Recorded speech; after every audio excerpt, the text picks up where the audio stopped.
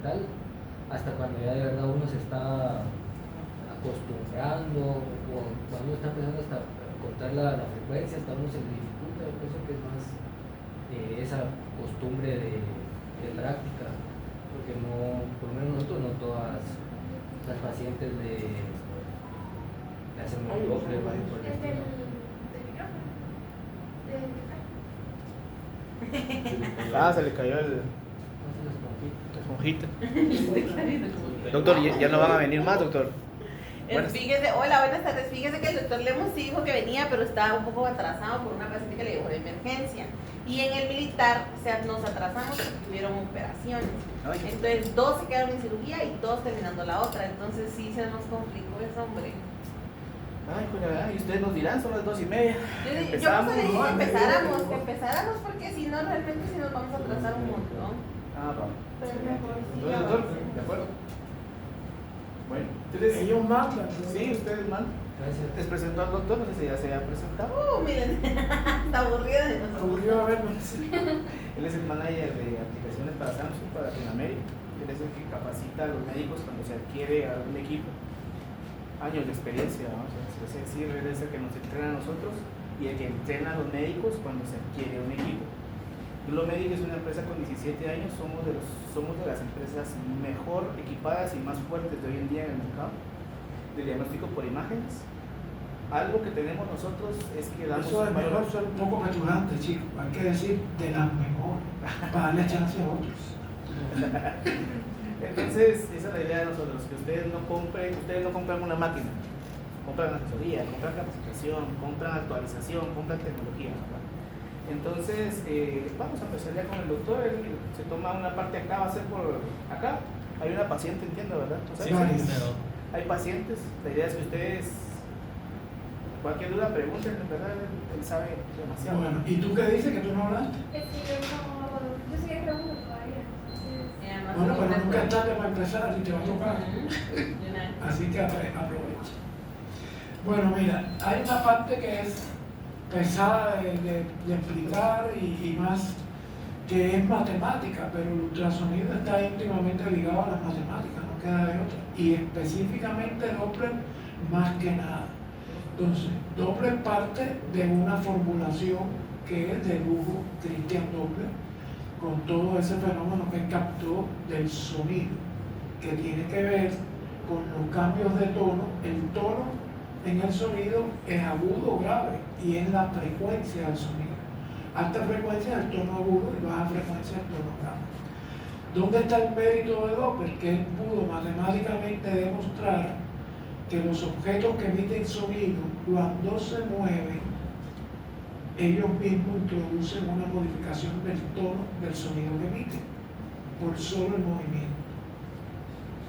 Y él logró encontrar matemáticamente la relación en que si se mide ese cambio de tono, se mide la velocidad a la que ese objeto se mueve.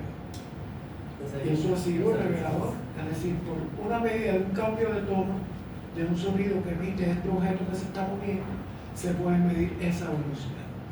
Esa formulación fue lo que hizo. Y bueno, no le valió el premio Nobel porque no existía, pero su nombre, mira,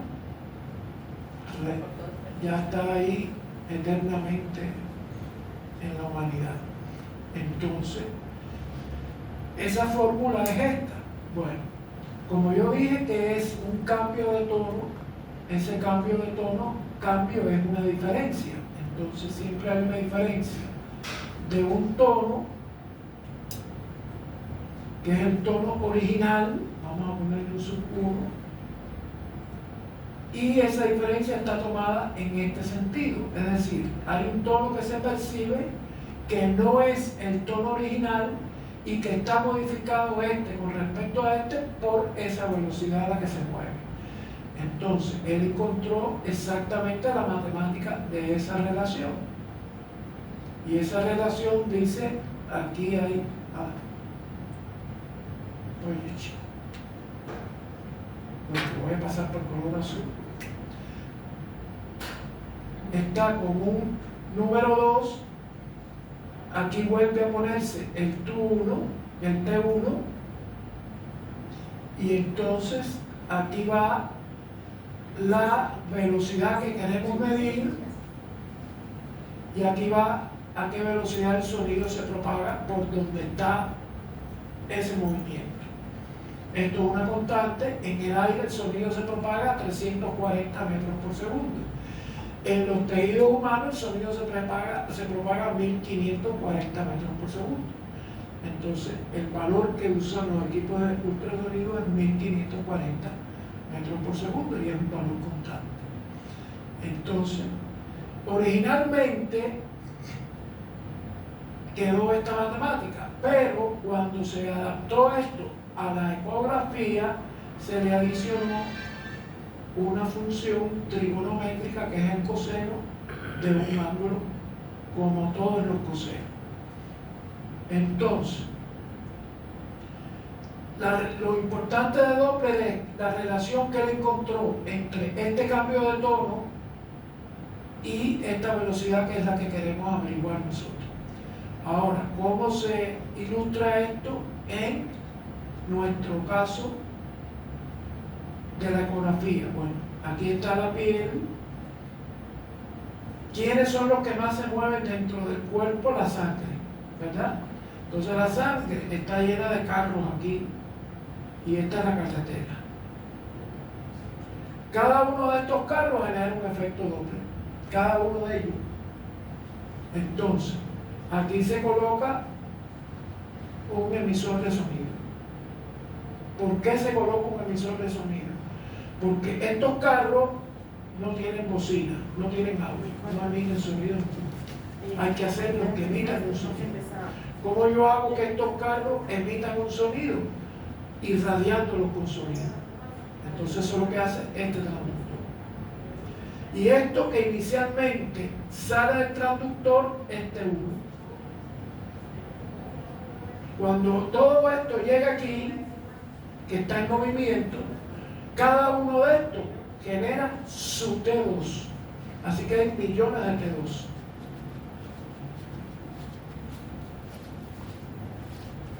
Porque no los carros se mueven todos a la vez, ni en la misma velocidad. Así que hay millones de T2. Entonces empiezan los T2 de cada uno de ellos. ¿Qué tiene programado el ecógrafo? Esto. Lo que se recibe de cada uno de ellos, él lo procesa. Con el T1 que es el mismo para todo el mundo.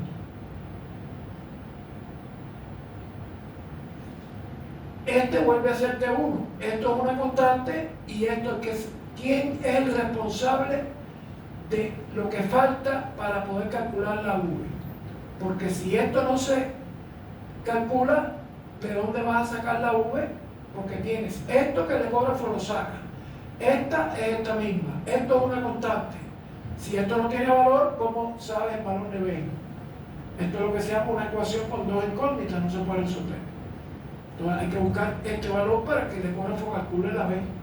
Y este es el valor que nosotros le damos cuando ponemos el famoso ajuste de algo. ¿De dónde sale este valor? Bueno, pues sale. Por el aire acondicionado se seca. Apágalo. Apágalo. Porque a mí me molesta verdaderamente. Yo lo que pasa es que como gente, ¡ay, qué calor, qué horrible! Pero si te molesta de aire, ya lo apagamos y se acabó, estamos. Entonces, ¿de dónde sale este ángulo? Hay dos ángulos posibles, este es uno y este es el otro. Eso hay que dilucidarlo. Ahora miren cómo lo dilucida el ecógrafo. Todo esto es porque hay una diferencia que es la que calcula el ecógrafo. El ecógrafo calcula de T1 y todos los T2 que se generan aquí. ¿Ok? La diferencia tiene dos posibilidades. O tiene un signo positivo o tiene un signo negativo. ¿Cuándo da negativo? Si T2 es más chiquita que T1. ¿Y cuándo da positivo? Si T2 es mayor que T1. ¿Quién hace que dé positivo o negativo? El movimiento. el ecógrafo sí le asigna el signo, el ecógrafo sí sabe si da negativo o da positivo, porque compara esto con esto. Si esto es menos que esto, hay un menos. Si esto es mayor que esto, hay un más. ¿Cuándo es más? Cuando esto se mueve así. Cuando esto es así, todo esto genera T2 mayor que T1 y es más. Siempre el más va a corresponder con los ángulos menores de 90, siempre. Cuando es negativo, cuando el movimiento es para el otro lado. Entonces, los T2 son menores que T1. Da negativo y los ángulos son mayores de 90. Siempre, y doy 2 4 aquí, que los ángulos sean mayores de 90, T2 es menor que T1. Y por lo tanto, lo que genera y procesa el ecógrafo es una diferencia negativa. Bien, ¿qué pasa cuando estemos en esta situación? Aquí está la piel, aquí está el emisor de sonido, aquí está el vaso sanguíneo, aquí están los carros que se mueven en esta dirección y aquí está el sonido. ¿Qué pasa aquí? ¿Qué ángulo se formó entre sonido y carro en movimiento? 90 grados. Bueno, pues esta función trigonométrica a los 90 grados resulta que coseno del ángulo que es 90 grados es 0. No hay forma de calcular esto. Entonces, un Doppler pésimo es cuando usted tiene sonido y flujo. Sonido y flujo. Entonces no tiene que ser así. Cuando hay un ángulo recto, No lo haga, busca la manera de que no lo haya. Ahí donde entra, enfoca, insona el vaso por otro lado, pero así no te sirve. El ecógrafo trabaja, pero lo que tiene es muy discutible. Bien, ahora, ¿qué sucede con estos carros? Decimos velocidad de la sangre. Es como decir, ¿cuál es la presión arterial? ¿Cuál es la presión arterial? ¿Cuál es? 120, 80. Y eso está muy mal. Porque si tú existí, yo lo hice y trabajé con eso mucho tiempo, un aparato que se llamaba el polígrafo, donde se registraba muchísimas variables, entre ellas la tensión arterial, respiración, saturación, muchas cosas. Bueno, la curva de tensión arterial, aquí está la presión arterial, aquí está el tiempo, la curva es así.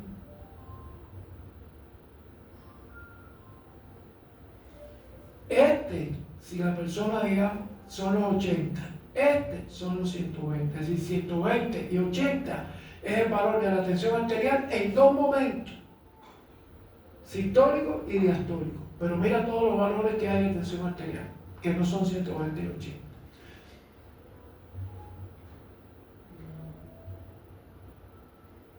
Exactamente eso pasa con el flujo sanguíneo, es decir, con las velocidades. ¿Por qué? ¿Quién gobierna las velocidades? Entre otras cosas, la tensión arterial. Si la tensión arterial tiene esta variación de sístole a diástole, la velocidad también. Entonces la curva de velocidad es muy parecida a esta también. No hay una velocidad de la sangre infinitas. Cuando decimos tanto, ¿en qué momento? La sístole, la diástole, hay que decir. Eso es decir, la velocidad de la sangre se mueve a 30. Bueno, ¿a 30 en qué momento?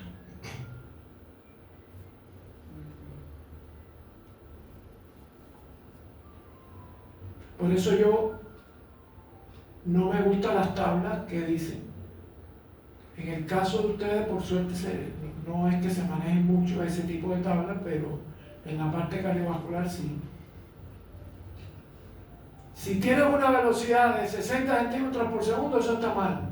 No, eso está, lo que está mal es ese enunciado. Porque es que velocidad dónde y cuándo, mira todas las velocidades que van a aparecer.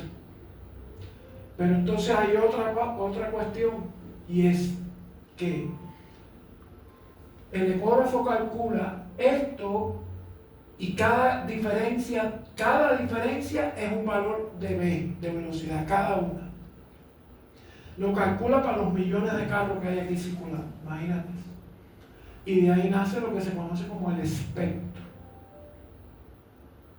Porque a cada momento, este es el tiempo, ahora ya esto no es presión, es velocidad, que sí es muy parecido a esto. A cada momento, ¿cuántas velocidades hay? Un montón. Por eso nace el espectro.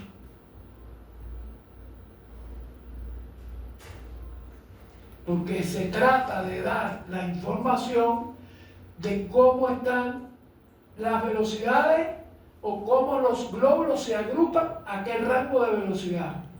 Y ese es el ancho del espectro que se conoce.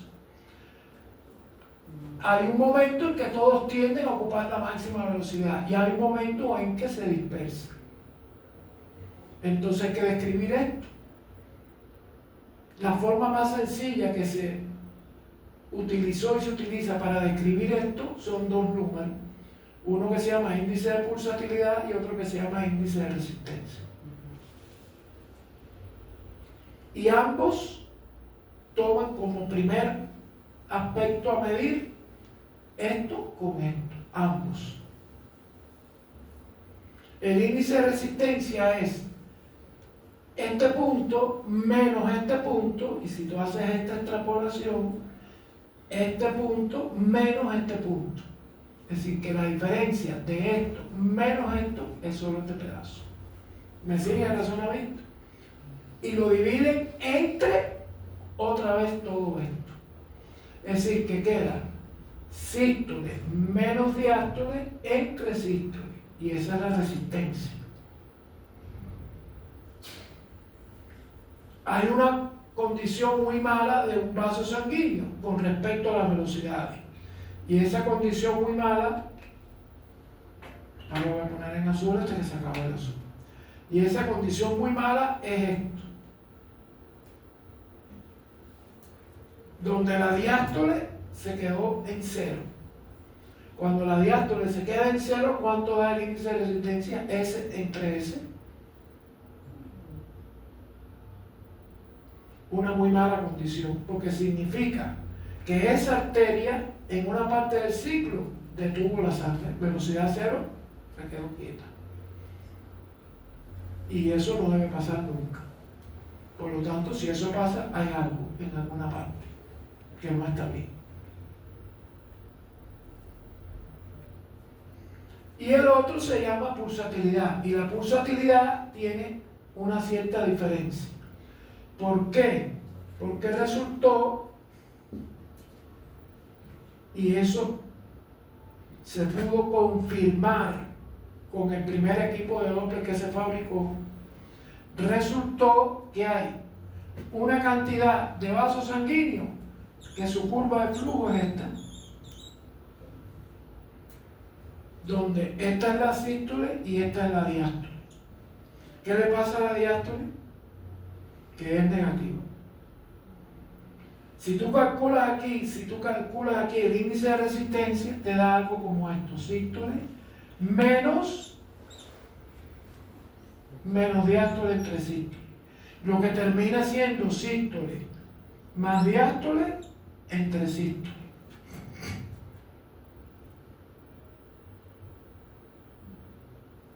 Si la diástole es 0, esto sigue dando 1, está bien. Pero si la diástole es 50 al revés, esto termina sumándole a la sístole los 50. Y entonces tiene un valor de 10, de 20, de 40, un valor. Y no hay un umbral. Entonces, esta definición para este tipo de flujo no sirvió. Y ahí se inventó la famosa pulsatilidad. Y entonces se dijo de esta manera: sístole menos diástole, aunque la diástole sea negativa, no importa, sí, la más, entre valor medio. que es la pulsatilidad. ¿Cuál es el valor medio? Es aquella línea que divide todo esto, y lo vamos a expresar en términos de área bajo la curva. La línea que divide toda esta área bajo la curva en dos partes. Entonces tiene que ser una línea en que esta área sea igual a esta, más esta, más esta. Y eso lo hace el ecógrafo solito. No nos tenemos que romper la cabeza nosotros. Y está muy bien pensado. ¿Por qué? Porque si yo tengo esta situación,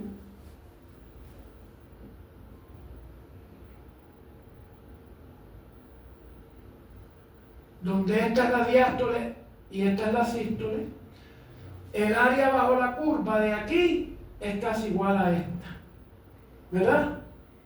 Entonces, ¿cuál es la línea que dividiera este tipo de curva en dos partes iguales, prácticamente muy pequeñas, prácticamente la cero? Entonces, esto toma un valor, mientras más chiquito sea esto, más crece. Esto toma un valor grandísimo, 25. Si la IP es muy alta, significa que el retroceso diastólico es muy alto. Entonces, hay una condición fisiológica donde, lamentablemente, el flujo se devuelve. Fatal condición fisiológica. A ver si ustedes la adivinan. Piensen bien, anatomía cardiovascular, salida del flujo. ¿Qué condición patológica provoca esto? Piensen. Yo he hecho esta pregunta miles de veces y me la han respondido. Ustedes no pueden ser por debajo de nadie, así que arriba. ¿Qué condición patológica? Vamos, fisiología cardiovascular. ¿Qué condición patológica produce que esto pase? Tiene comunicación interventricular. Piensa, no adivinen, piensa.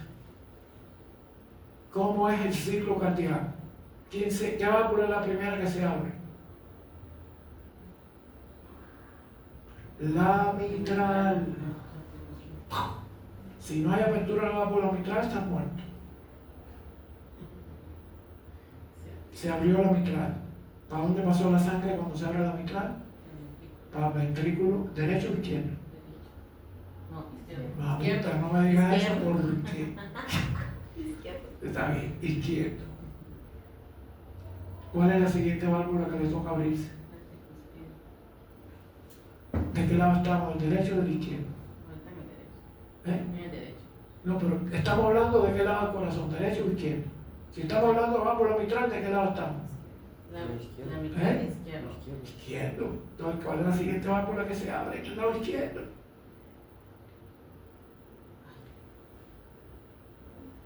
Se llenó el ventrículo, está lleno el ventrículo. ¿Qué pasa con esa sangre? ¿Para dónde va?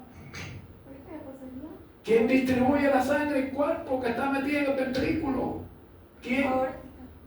No. La aorta, niña, no hay otra.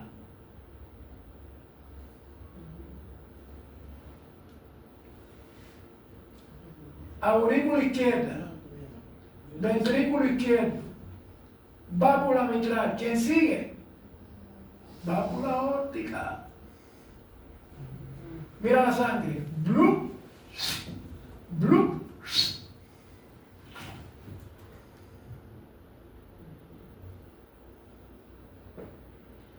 Muy bien. Ahora, esta es la válvula aórtica. Mira, ventrículo, mitral, se llenó, aorta, se abrió. ¿Correcto? ¿Qué pasa en esta situación? Se abrió la válvula aórtica. Cuando se vacía la sangre del ventrículo, que la empuja la sístole ventricular izquierda, empieza la diástole del ventrículo izquierdo, ¿verdad? Imagínense que ahora la válvula aórtica, cuando empieza la diástole del ventrículo izquierdo, haga esto. ¿Cómo se llama eso? soplo holocitodiastólico en el foco izquierdo del arco aórtico, soplo holocitodiastólico en el foco izquierdo del arco aórtico, diagnóstico. Diagnóstico: insuficiencia vapular aórtica. No se pueden olvidar de la medicina interna, de la madre de la medicina. Doctor, vengo porque no puedo del mareo, no me deja vivir. Esculta el corazón, papito, ponme aquí, mira aquí. Ya tiene la explicación del mareo.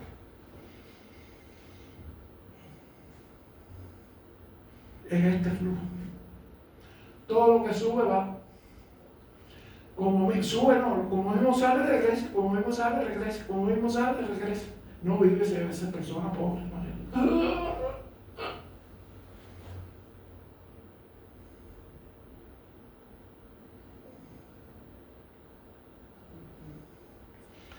Y eso lo describe este signo, que toma valores altísimos.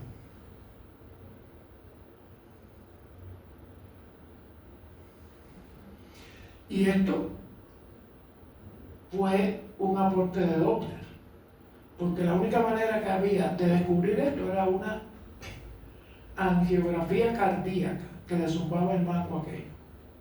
Tremendo bolón de contraste y ver cómo el contraste subía y bajaba. Ahora no, mira, yo veo esto, cardiólogo, busca la aorta, la válvula. Reunita.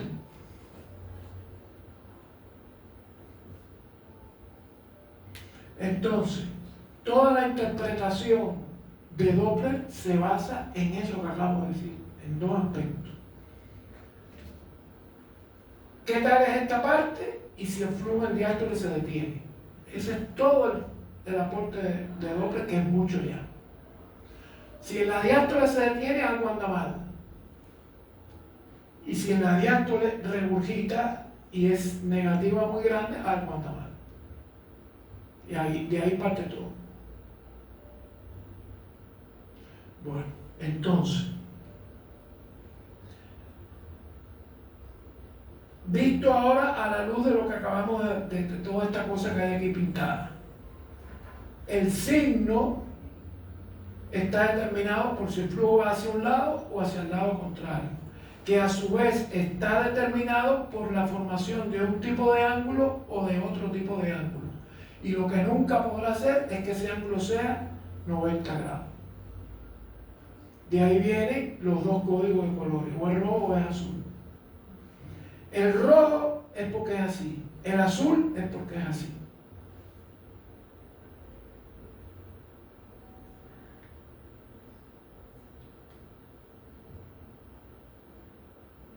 Llegó esa explicación, la pueden procesar. Y por ejemplo, ¿y el Doppler potencia? ¿Y el Doppler potencia? No tiene esto. Ah, positivo, negativo. Porque el Doppler potencia no mide esto. Se le llama Doppler, pero no es Doppler.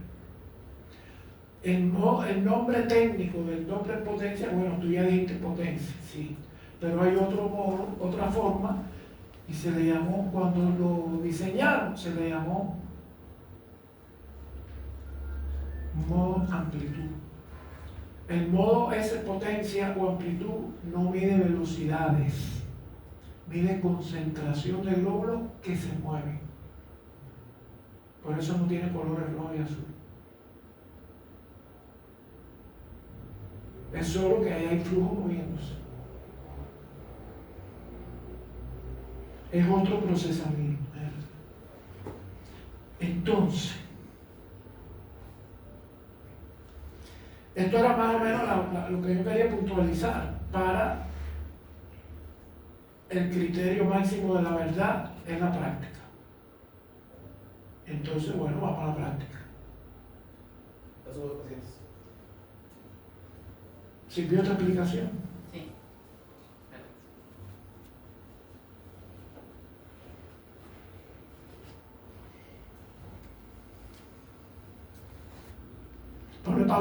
pausa.